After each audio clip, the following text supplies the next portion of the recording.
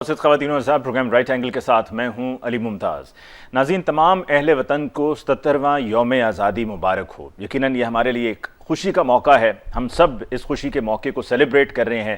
سڑکوں پر نوجوان نکلے ہوئے ہیں، قومی ترانے کی دھن پر، ملی نغموں کی دھن پر ہم آج کے دن کو سیلیبریٹ کر رہے ہیں، جشن منا رہے ہیں۔ ضرور جشن منائیے، کھل کر جشن منائیے، ایک دوسرے کو مبارکباد دیجیے، پاکستان کا سبز ہلالی پرچم لہرائیے، لیکن ساتھ میں خود سے سوال پوچھئے کہ کیا ہم وہ سب کر رہے ہیں جو ہمیں بحیثیت پاکستانی کرنا چاہیے؟ کیا ہم ایک قوم ہیں یا ہم بٹے ہوئے ہیں، ہم تقسیم ہوئے ہیں؟ ہم کیا قانون پر عمل درآمد کر رہے ہیں؟ ہم قانون کی بات کرتے ہیں، لیکن کیا ہم اس پر خود کوئی مثال قائم کر رہے ہیں؟ آپ صرف اتنا دیکھ لیجئے کہ جب آپ سڑکوں پر نکلیں گے اور دیکھیں گے کہ جشن منایا جا رہا ہے یوم آزادی کا، تو بے شمار لوگ آپ کو ایسے ملیں گے کہ جو ٹریفک لائٹ بند ہے پر ٹریفک لائٹ کے بند ہونے کے باوجود اس کو کراس کر رہے ہیں۔ کیوں کر رہے ہیں؟ کیا قانون اس کی اجازت دیتا ہے؟ نہیں دیتا ہے، لیکن ہم سمجھتے ہیں کہ سب ٹھیک ہے۔ یہی غلط ہے، اسی کو ٹھیک کرنا ہے، اسی سوچ کو سدھارنا ہے۔ مجھے یاد ہے کہ معین اختر مرحوم صاحب سے جب ایک دفعہ میری ملاقات ہوئی تھی تو انہوں نے کہا تھا کہ ہمارے ملک میں ڈسپلن کا ایشو کیوں ہے، یا ہمارے ملک میں چیزیں ٹھیک کیوں نہیں ہوتی ہیں؟ تو ان کا یہ کہنا تھا کہ چیزیں اس لیے ٹھیک ہوتی ہیں کہ ایک بچہ جب اپنے باپ کے ساتھ کہیں پر بل جمع کروانے کے لیے جاتا ہے تو وہ دیکھتا ہے کہ اس کا باپ لائن میں نہیں کھڑا ہوتا، بلکہ کسی کو کہہ کر لائن کو کراس کر کے آگے جا کے کھڑا ہو جاتا ہے۔ اسی طریقے سے کسی بینک میں جائے گا تو بھی وہیں پر یہ کر رہا ہوگا۔ اگر کہیں کوئی کچرا پھینکنا ہے تو وہ یہ نہیں دیکھے گا کہ جی کہیں کسی کوڑے دان میں پھینکا جائے، جہاں جگہ ملے گی شیشہ نیچے کرے گا گاڑی کا، یا اگر موٹر سائیکل پر سائیکل پر ہے جہاں جی چاہے گا پھینک دے گا۔ تو جب ہم اس طریقے سے کریں گے تو پھر ہم کیسے بہتری کی توقع کر سکتے ہیں؟ ہمیں خود سے اپنی خود احتسابی کرنی ہے، آئینے کے سامنے کھڑے ہو کر خود سے سوال پوچھنا ہے۔ اگر کہیں پر کوئی سازشی ہیں، کہیں پر کوئی نفرت کے بیج بو رہے ہیں تو ان کو بے نقاب کرنا ہے، ٹیلنٹ کی قدر کرنی ہے، اور کسی پر تنقید کرنے سے پہلے وہ جاننے کی کوشش کرنی ہے کہ آخر وجوہات کیا ہیں۔ ہم پاکستان میں رہتے ہوئے پاکستان کو برا بلا کہتے ہیں، ہم کہتے ہیں پاکستان میں کچھ بھی نہیں ہے، پاکستان میں حالات رہنے کے قابل نہیں ہیں، لیکن ان سے پوچھئے جو دیار غیر میں رہتے ہیں، جو پردیس میں ہیں۔ جب آپ پردیس میں جاتے ہیں تو تب آپ کو پتہ چلتا ہے کہ وطن کیا ہے، آزاد فضاؤں میں سانس لینا کس کو کہتے ہیں۔ وہاں پر آپ تیسرے درجے کے شہری ہیں، یہاں پر آپ کو جو بھی کوئی گلہ ہے، کوئی شکوہ ہے تو کسی پرائے سے نہیں ہے، کسی اپنے سے ہے۔ اگر کہیں پر آپ دیکھتے ہیں کہ قانون پر عمل درآمد نہیں ہو رہا ہے تو وہاں پر روکیے، ٹوکیے اور کہیے اس پر عمل کرنا ہوگا۔ کہیں پر ناانصافی ہو رہی ہو تو جس کے ساتھ ناانصافی ہو رہی ہے، ظلم ہو رہا ہے، اس کے ساتھ کھڑے ہو جائیں، دیوار بن کر کھڑے ہو جائیں۔ اگر کہیں پر آپ کو لگتا ہے کہ کوئی سرکاری افسر اپنے اختیارات سے تجاوز کر رہا ہے تو اس کو بھی اسی وقت بتائیے، گھبرائیے نہیں، ڈریے نہیں، کیونکہ آپ کا حق ہے، آپ کا حق آپ سے کوئی نہیں چھین سکتا۔ جب ابھی میں نے ٹیلنٹ کی بات کی ہے تو آپ نے پروگرام کے آغاز میں مونٹاج میں دیکھا کہ ہم نے دو سوئمرز جو ابھی اولمپکس میں، پیرس اولمپکس میں پاکستان کی نمائندگی انہوں نے کی، اور دونوں پرفارم نہیں کر سکے، لیکن اس کے بعد ہم نے دیکھا کہ کرٹیسزم شروع ہو گیا، ان کو برا بلا کہا گیا، ان کا مذاق اڑایا گیا۔ کیا آپ یہ جانتے ہیں کہ ان کے پاس کیا فیسلٹیز تھیں؟ کیا آپ نے یہ پوچھنے کی کوشش کی ہے کہ وہ یہاں سرکاری فنڈ سے تیاری کر کے گئے تھے یا اپنے پلے سے تیاری کرتے رہے ہیں؟ اور اگر آپ وہ تمام گولڈ میڈلسٹ کو دیکھیں، چاہے وہ ٹریک اینڈ فیلڈ ہو یا کوئی بھی مقابلہ ہو، سوئمنگ کا ہی مقابلہ ہو، اور مختلف ممالک کی وہ نمائندگی کر رہے ہوں، امریکہ کی، برطانیہ کی، چائنا کی، کسی بھی ملک کی، تو کہاں تھے وہ جب ٹوکیو اولمپکس تھے؟ کہاں تھے وہ جب اس سے پہلے کوئی اولمپکس میں انہوں نے پارٹیسپیٹ کیا تھا؟ گریجولی، آہستہ آہستہ۔ لیکن جب آپ اسی طرح لوگوں کو تنقید کا نشانہ بناتے رہیں گے اور ان کو برا بلا کہیں گے، ان کا مذاق اڑائیں گے، تو سمجھیں آپ نے ٹیلنٹ کا قتل کر دیا ہے۔ بحیثیت پاکستانی اپنے رول کو سمجھیے، اس پر خودارہ عمل درآمد کیجیے۔ پاکستان ہے تو ہم ہیں، پاکستان ہی ہماری پہچان ہے۔ اس کے ساتھ ہی آج کے پروگرام میں ہم اپنے معزز مہمانوں سے گفتگو کا آغاز کرتے ہیں، لیکن باقاعدہ گفتگو کا آغاز کرنے سے پہلے ہمیں لینا ہے مختصر وقفہ۔ ملاقات ہوگی وقفے کے بعد۔ Welcome back after break. آج کے پروگرام میں باقاعدہ گفتگو کا آغاز کرتے ہیں۔ ہمیں جوائن کیا ہے پروفیسر ڈاکٹر عطاء الرحمان صاحب نے، جو سابق وفاقی وزیر رہ چکے ہیں سائنس اور ٹیکنالوجی، اس کے علاوہ سابق وفاقی وزیر رہ چکے ہیں تعلیم، اس کے علاوہ founding chairman higher education commission, 4 civil awards حاصل کر چکے ہیں، جس میں تمغہ امتیاز، ستارہ امتیاز، ہلال امتیاز، اور سب سے جو بڑا ہمارا نیشنل ایوارڈ ہے نشانہ امتیاز سے بھی ان کو نوازا گیا اور ان کی خدمات کو سراہا گیا۔ آپ کا بہت بہت شکریہ ڈاکٹر صاحب کہ آپ نے ہمیں آج کے پروگرام میں جوائن کیا۔ 14 اگست کا دن ہے اور یقیناً یہ وہ دن ہے کہ جو ہم ہر سال سیلیبریٹ کرتے ہیں، اور اس سال ہم اپنی اچیومنٹس کو بھی سیلیبریٹ کر رہے ہوتے ہیں، اور یقیناً جب ہم اچیومنٹس کی بات کرتے ہیں تو ہم اپنے اچیورز کو بھی نہ صرف یہ کہ یاد رکھتے ہیں بلکہ ان کی اچیومنٹس کو بھی آج کی نوجوان نسل تک آگے پہنچاتے ہیں. یہی وجہ ہے کہ آج کے پروگرام کے لیے بھی ہم نے آپ سے درخواست کی کہ آپ ہمیں ٹائم دیں. آپ کا بہت بہت شکریہ کہ آپ نے ہمیں نوازا. ڈاکٹر صاحب یہ بتائیے گا کہ سائنس اور ٹیکنالوجی کی بڑی بات ہو رہی ہے، اب بھی بات ہو رہی ہے کہ جی ہمیں ٹیکنالوجی پہ کام کرنا ہے. کیا آپ سمجھتے ہیں کہ ہم صحیح سمت میں ہیں اور اسی ڈائریکشن پہ اور اسی طریقے سے چلتے ہوئے ہم وہ اپنے گولز اچیو کر سکیں گے؟ بسم اللہ الرحمن الرحیم. سب سے پہلے میں اپنے سارے ہم وطنوں کو مبارکباد دینا چاہوں گا. 77ویں سالگرہ ہے اس ملک کی، اور بہت قربانیوں کے بعد یہ ملک حاصل کیا گیا تھا، تو سب کو بہت بہت مبارک ہو. جو سوال آپ نے پوچھا ہے، بات یہ ہے کہ ہماری سمت بالکل صحیح نہیں ہے ابھی تک، کیونکہ ہم نے یہ سمجھا ہی نہیں کہ اس ملک کی اصل دولت جو ہے وہ اس کی افرادی قوت میں پوشیدہ ہے. آج کی دنیا جو ہے وہ علم کی دنیا بن چکی ہے. قدرتی وسائل کی اہمیت کم سے کم تر ہوتی گئی ہے، اور سب سے زیادہ اہمیت جو ہے ترقی کے لیے وہ جو نالج ہے، جو علم ہے، اس کے وسائل ہیں. اور ایک علم پر مبنی معیشت، ایک نالج اکانومی کی طرف ہمیں آگے بڑھنا لازمی ہے اگر ہم چاہتے ہیں کہ جس غربت کے بھنور میں یہ ملک پھنسا ہوا ہے اس سے ہم نکلیں. تو پاکستان کی تقریباً 65% آبادی جو ہے وہ 30 سال سے کم عمر کی ہے. یہ بہت بڑا خزانہ ہے ہمارے پاس.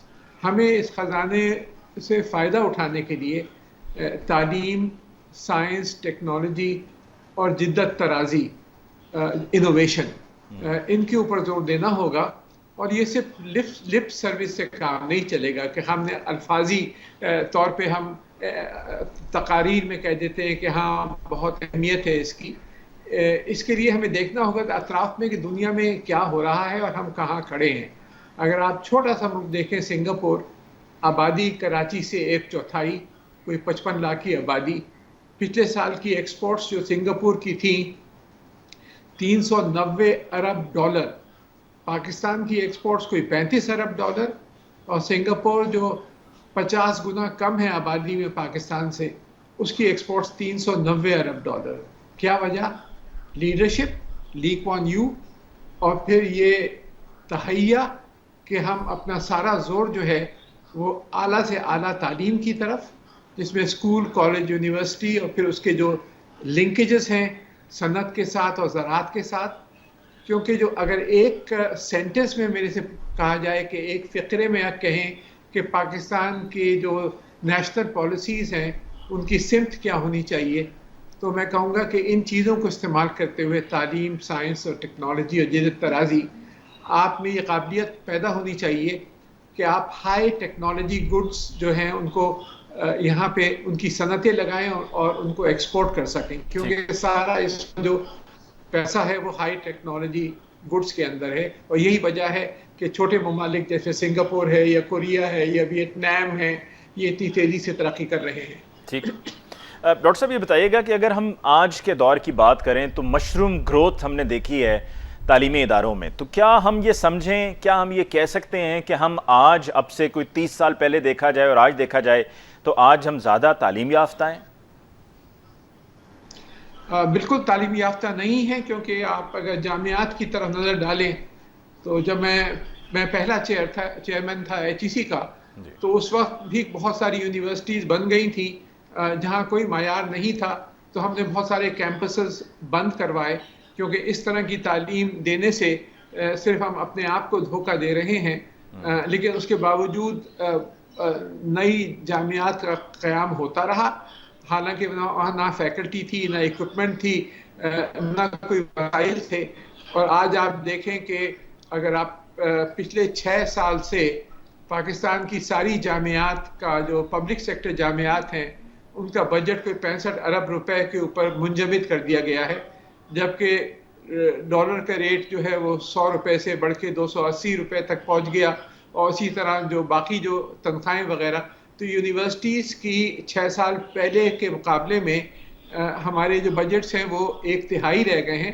لیکن صرف پولیٹیکل گینز کی وجہ سے ہمارے لیڈرز آتے ہیں اور اعلان کر دیتے ہیں کہ یہاں بھی یونیورسٹی بنا رہے ہیں وہاں بھی یونیورسٹی، لیکن فائنانس کوئی نہیں ہوتے. تو یہ صرف ہم نے اپنے آپ کو دھوکہ دیا ہے. جو مشروم گروتھ ہوئی ہے اس سے بہت زیادہ نقصان ہوا ہے. آپ کی کوئی تعلیم کے نہ تو معیار بڑھے ہیں، نہ تعلیم کا کوئی امپیکٹ آپ کو دکھائی دیتا ہے آپ کی صنعتوں پہ اور آپ کی زراعت کے اوپر. ریسرچ کے اندر یقیناً ہم نے ترقی کری ہے، اور جو ہم نے پالیسیز سن 2003 سے 2008 کے درمیان ہم لے کر آئے تھے، جس کے تحت ہزاروں بچوں کو پی ایچ ڈی کے لیے باہر بھجوایا گیا اور پھر ان کو اچھی سیلریز دے کر واپس بلوایا گیا، تو اس کا امپیکٹ یقیناً بہت بڑا ہوا ہے پاکستان کے جو لینڈسکیپ ہے اعلیٰ تعلیم پر. یہاں تک کہ ہندوستان بھی پریشان ہو گیا تھا. اور آپ کو جان کے یہ حیرت ہوگی کہ 22 جولائی 2006 کو انڈین پرائم منسٹر نے کیبنٹ میٹنگ کال کی تھی، جو کچھ میں اور میرے ساتھی ایچ ای سی میں کر رہے تھے. اور پھر 23 جولائی 2006 کو ہندوستان ٹائمز کی ہیڈ لائن تھی پاک تھریٹ ٹو انڈین سائنس، یعنی کہ انڈیا کے سائنس کو پاکستان سے جو بڑا خطرہ پیدا ہو گیا ہے. تو انڈیا نے پھر اپنا یو جی سی پھر بند کیا اور ایچ ای سی آئی قائم کیا، higher education commission of India, Pakistan کے ماڈل کے اوپر. لیکن ہم نے وہ پالیسیز برقرار نہیں رکھی، اور آج جو ہے ہماری کافی مشکلات ہیں. چاہے اسکولوں کو دیکھیں تو 2.5 کروڑ بچے ایسے ہیں جو اسکول کی تعلیم نہیں مل رہی، اور کالجز کی بھی بہت خستہ حال ہے. تو ہمیں سمت جو ہے، جو آپ نے پوچھا سمت صحیح ہے، تو سمت صحیح نہیں ہے. سمت میں بڑی تبدیلیاں کرنی ہوں گی اور ایک علم پر مبنی معیشت کی طرف پاکستان کو تیزی سے بڑھنا ہوگا. ڈاکٹر صاحب یہ بتائیے گا کہ آج کا نوجوان تعلیم حاصل کرتے ہوئے کس سوچ کو ذہن میں رکھے، کیا موٹیو ہونا چاہیے؟ جو سب سے بڑی چیز جو ہے وہ یہ کہ جو چیز بھی وہ سیکھ رہا ہے وہ خالی جاب حاصل کرنے کے لیے تعلیم حاصل نہ کرے کہ مجھے پھر یہ نوکری مل جائے گی، بلکہ اس میں واقعی وہ دلچسپی ہونی چاہیے کہ وہ اس مضمون میں جس میں وہ جا رہا ہے اس میں صحیح معنوں میں دلچسپی رکھتا ہے اور زندگی بھر اس مضمون سے لگاؤ رکھتے ہوئے اس میں خدمت کرے گا. تو ایک تو لگن ہونی چاہیے، کیونکہ یہ ایک پیشن ہے جس کو حاصل کرنا ہوتا ہے. دوسرے جو ہے، یہ ہمارا ملک ہے، ہمیں یہیں رہنا ہے، یہیں زندگی گزارنی ہے. یہ نہیں سوچنا چاہیے کہ پہلا موقع ملے گا تو ہم ملک سے باہر چلے جائیں گے. اور میں نے دیکھیے کہ وہاں کیمبرج سے پی ایچ ڈی کی 8-9 سال میں نے پڑھایا پی ایچ ڈی کے دوران اور پی ایچ ڈی کے بعد، لیکن میں پچھلے 50 سال سے میں ملک کے اندر ہی ہوں، اور جو کچھ میں نے کوشش کی ہے اس ملک کی خدمت کرنے کی کوشش کی ہے. پاکستان کا سب سے اعلیٰ ترین جو ریسرچ کا ادارہ ہے اس وقت international centre for chemical and biological sciences, تو یونیسکو سینٹر بھی اس کو ایوارڈ ملا ہے، او آئی سی کا سینٹر کا ایوارڈ ملا ہے. اور آپ کو جان کے حیرت ہوگی کہ 32 سول ایوارڈ ملے ہیں صرف ایک چھوٹے سے ادارے کو، جو میرا ادارہ ہے کراچی یونیورسٹی کے اندر، جس میں 1 نشان امتیاز ہے، 4 ہلال امتیاز ہیں، 13 ستارہ امتیاز ہیں، اور 13 تمغہ امتیاز اور پرائڈ آف پرفارمنس، یعنی کہ 32 سول ایوارڈ مل چکے ہیں اس ایک جامعہ کراچی کے ایک ادارے کو، جو جس میں H E J research institute of chemistry اور Panjwani centre for molecular medicine بھی شامل ہیں. تو ہمارے ہاں ٹیلنٹ کی کمی نہیں ہے. ہمارے بچوں میں اللہ تعالیٰ نے کوٹ کے صلاحیتیں دے رکھی ہیں، ہمیں صرف مواقع پیدا کرنے ہیں کہ ہم آگے بڑھ سکیں.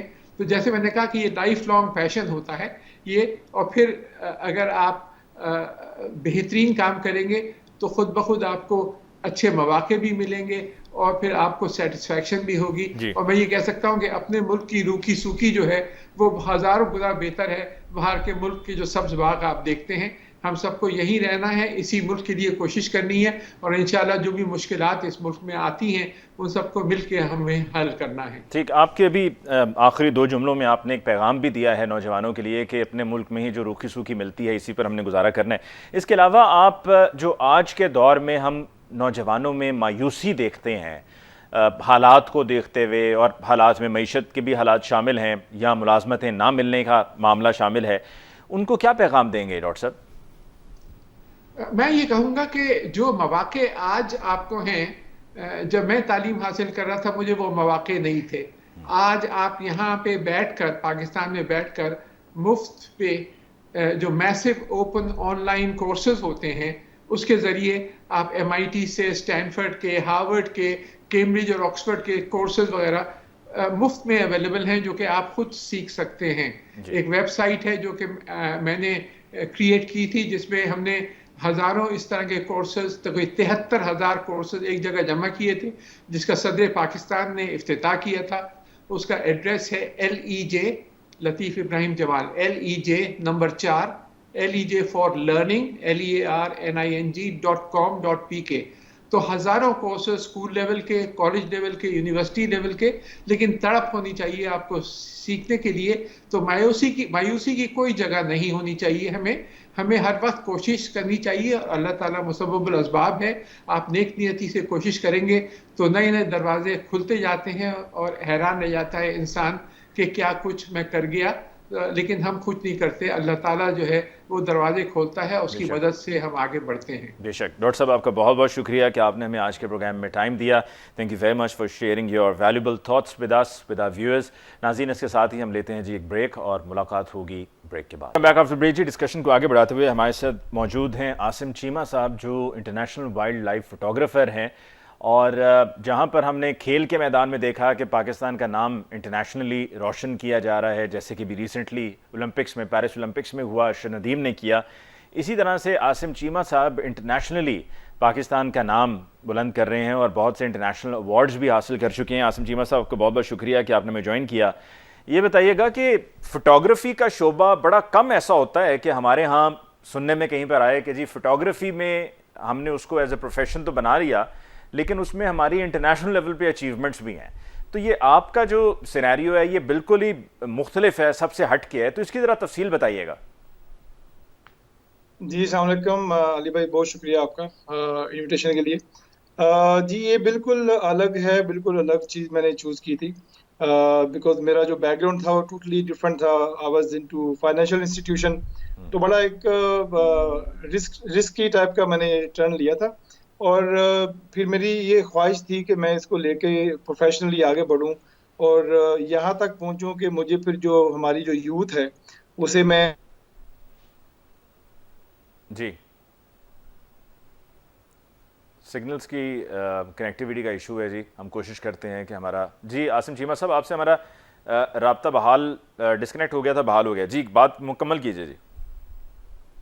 हाँ जी, मैं ये कह रहा था कि ये डिसीजन तो बड़ा टफ था क्योंकि मैं फाइनेंशियल इंस्टीट्यूशन में था मेरा बैकग्राउंड, और इसको लेके आगे बढ़ना बड़ा टफ था। लेकिन अल्हम्दुलिल्लाह इसे लेके मैं चला और इसमें कामयाब भी हुआ हूँ। और अब मेरी जो कोशिश वो ये है कि मैं हमारी पाकिस्तान की जो यूथ है, ये मेरा जो ये शौक था, इसको फ्रॉम पैशन टू प्रोफेशन लेके अभी जो यूथ है, मेरी अभी कोशिश है कि मैं उनको भी ये सिखाऊं और उनको भी सपोर्ट करूं, इनकरेज करूं ताकि वो भी फोटोग्राफी में आ सके। ठीक। आसिम चीमा साहब, ये बताइएगा कि पाकिस्तान से बाहर तो आपको रिकग्नाइज किया गया है आपके काम को, लेकिन क्या आपको उसी तरह से पाकिस्तान में भी रिकग्निशन मिला या नहीं? पाकिस्तान में मुझे लोकली जो है अपने ही मेरे मतलब अपनी कोशिशों के तौर पर ही मुझे इसमें थोड़ा बहुत जो नाम मिला, थोड़ी बहुत जो पहचान मिली थी, मतलब based on some awards which I von from the different countries. और फिर जो मेरी जो ब्रांड है नाइकॉन, जो कैमरास की ब्रांड है, उनकी बेस पे जो मेरी वर्कशॉप्स होती हैं पाकिस्तान में बड़े बड़े सिटीज में, तो उससे जो थोड़ी बहुत जो मैंने खुद ही थोड़ी बहुत जो पजीराई मिली है वही है। बाकी तो अभी तक ऐसा कुछ नहीं है। मतलब ये वही हिसाब है कि आपने जो करना है अपने कंधों पर ही करना है। ठीक।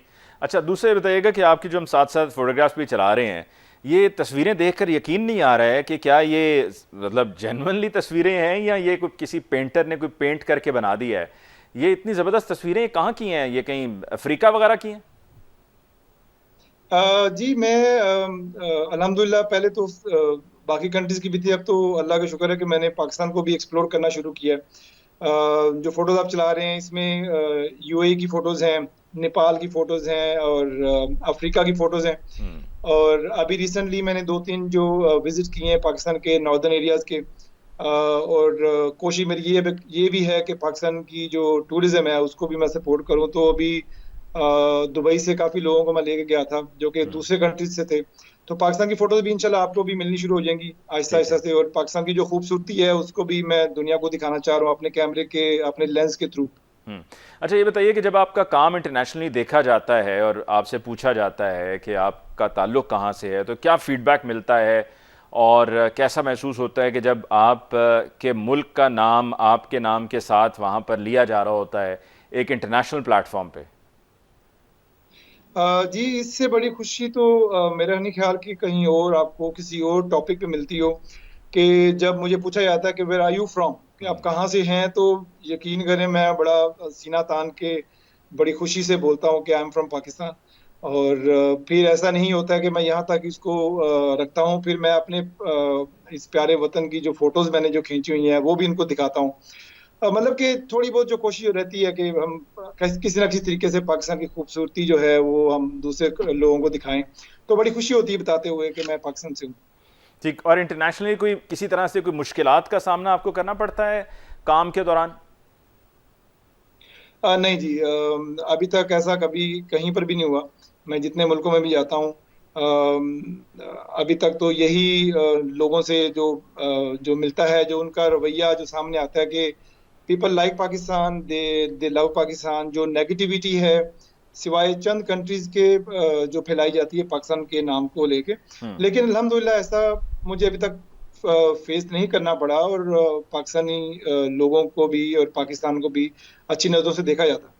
ٹھیک, عاصم چیمہ صاحب آپ کا بہت بہت شکریہ کہ آپ نے ہمیں وقت دیا, and we wish you all the best, اور ہم امید کرتے ہیں کہ آپ اسی طرح سے پاکستان کا نام انٹرنیشنل پلیٹ فارمز پہ روشن کرتے رہیں گے, اور یہاں کی جو ہمارے ہاں کی یوتھ ہے وہ بھی آپ سے انسپریشن لے گی.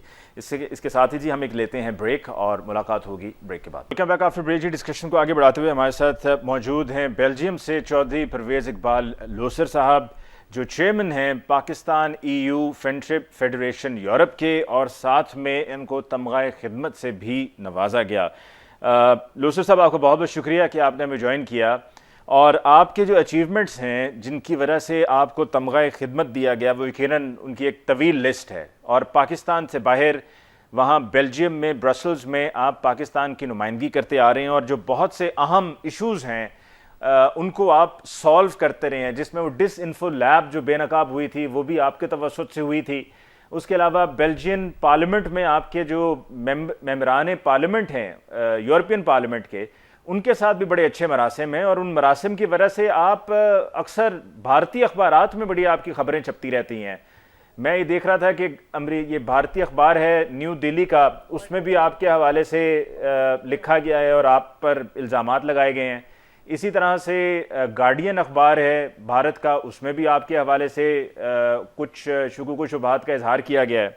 تو یہ بتائیے کہ کیسے مقابلہ اور سامنا کر رہے ہیں آپ پاکستان کے دشمنوں کا ایک انٹرنیشنل بین الاقوامی ملک میں رہتے ہوئے؟ تھینک یو ویری مچ علی ممتاز صاحب, آپ کا شکریہ. سب سے پہلے تو آپ کے توسط سے میں پاکستانی قوم کو 77واں یوم آزادی مبارک دیتا ہوں, اور شکر الحمدللہ ہم ایک ذات خود مختار ملک ہیں. اور جیسے آپ نے کہا انڈیا ہمارا ازلی دشمن ہے, پاکستان میری ماں بھی ہے, میرا باپ بھی ہے, اور اپنی ماں کی اور اپنے باپ کی حفاظت کرنے کے لیے میرا فخر ہے. اور جو آپ نے کہا انڈیا کی خبروں میں میں زینت بنتا ہوں, میں تو یہ کہتا ہوں کہ کم سے کم شکر الحمدللہ میں وہ ہوں جو اپنے سے 5 گنا بڑے دشمن کی آنکھوں میں رگڑتا ہوں. اور انشاءاللہ بفضل خدا مودی دہشت گرد اور اس کی دہشت گرد RSS اس کی آرمی دہشت گرد کو میں للکارتا رہوں گا. اور آج میں یہ یورپ کا ایک ملک ہے ڈنمارک کے شہر کوپن ہیگن میں ہوں. آج یہاں پر بھی تھوڑی دیر کے بعد ایک یوم آزادی کا بہت بڑا پروگرام ہے.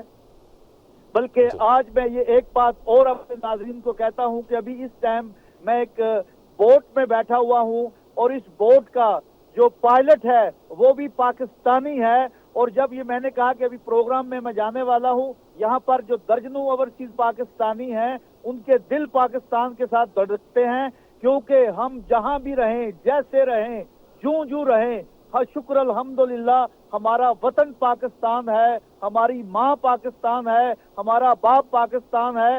وہ لوگ جو پاکستان کے خلاف پروپیگنڈا کرتے ہیں آج 77वें यौम आज़ादी के मौका पर मैं उनको पैगाम देता हूँ, ललकार देता हूँ, जब तक इस कौम के माएँ बहनें बेटे और इस मुल्क की फौज है, उस वक्त तक इस मुल्क का कुछ नहीं कोई बदल सकता, चाहे वो अभिनंदन हो, चाहे वो कुलभूषण हो।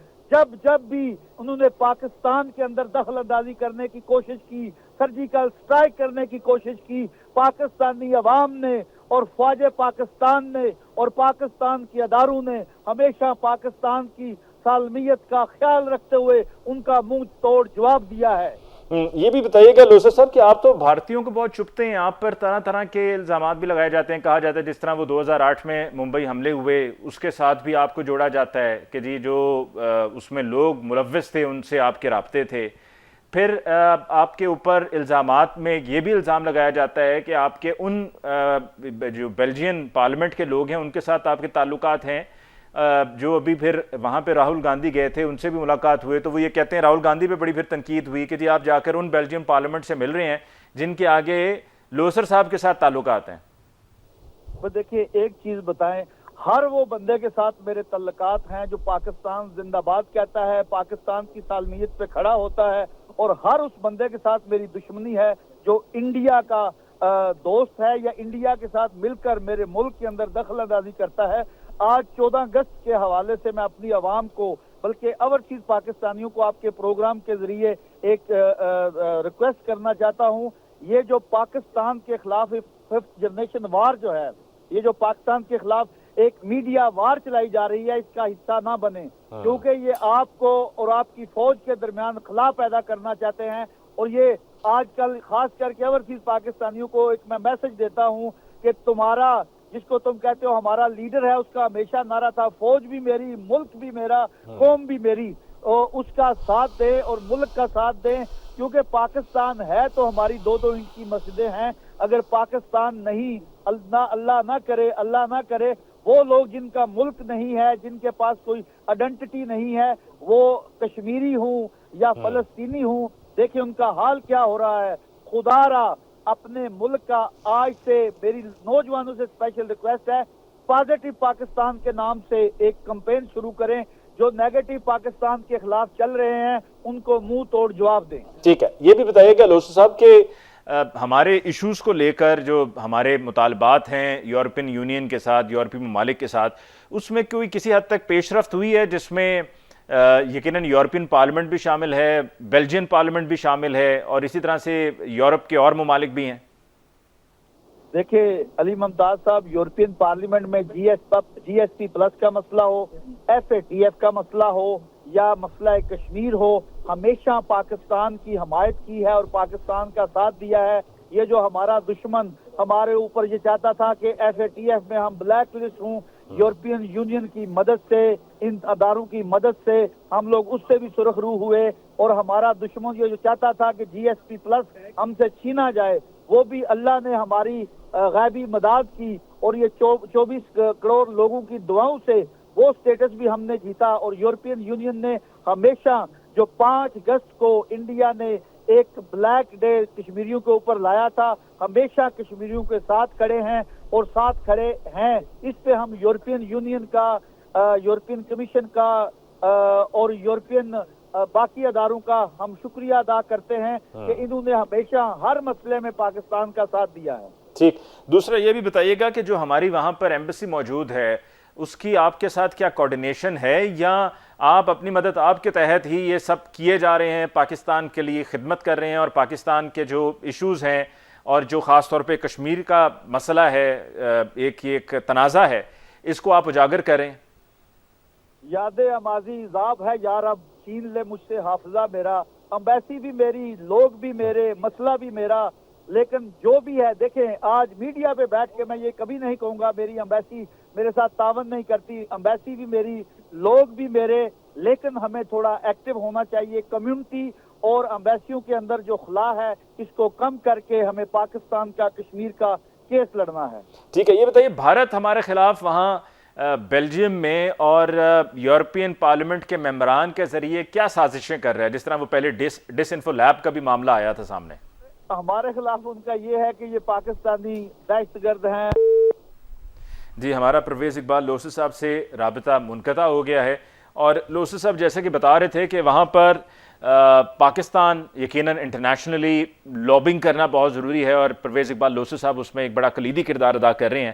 اور ابھی کچھ ہی عرصہ پہلے جب راہل گاندھی نے دورہ کیا تھا بیلجیم کا، تو وہاں پر ان کی ملاقات ایسے ممبر پارلیمنٹ سے ہوئی تھی کہ جن کے ساتھ جو پاکستان کے بڑے ہمدرد سمجھے جاتے ہیں، تو وہ بھی ہضم نہیں ہوا تھا بھارت کو، اور راہل گاندھی پہ بڑی تنقید ہوئی تھی بھارت میں اور بھارتی اخبارات میں کہ ان کا جا کر جس ممبر پارلیمنٹ سے رابطہ ہوا، ملاقات ہوئی، ساتھ میں تصویریں آئیں، یہ تو وہ ہیں کہ جن کا چودھری پرویز اقبال لوسی صاحب کے ساتھ بھی رابطہ ہے، اور بلکہ خالصتان اور ممبئی اٹیکس اور اس طرح کے جو دیگر اور معاملات ہیں اس میں بھی بھارت کی طرف سے چودھری پرویز اقبال لوسی صاحب کو ذمہ دار اور قصوروار ٹھہرایا جاتا ہے، یا کہا جاتا ہے کہ جی یہ پاکستان کے لیے کام کر رہے ہیں۔ سو ایسے لوگوں کی ہمیں قدر کرنی چاہیے، اور قدر ہوئی تو یہی وجہ تھی کہ تمغہ خدمت سے بھی نوازا گیا، گو کہ دیر سے کیا گیا، پہلے ہی ہو جانا چاہیے تھا، لیکن ایسے لوگ یقیناً ہمارے لیے ہمارے ایسٹس ہیں اور ہماری طرف سے مبارکباد کے مستحق ہیں، اور ہم ان کی جتنی قدر کریں اتنی کم ہے۔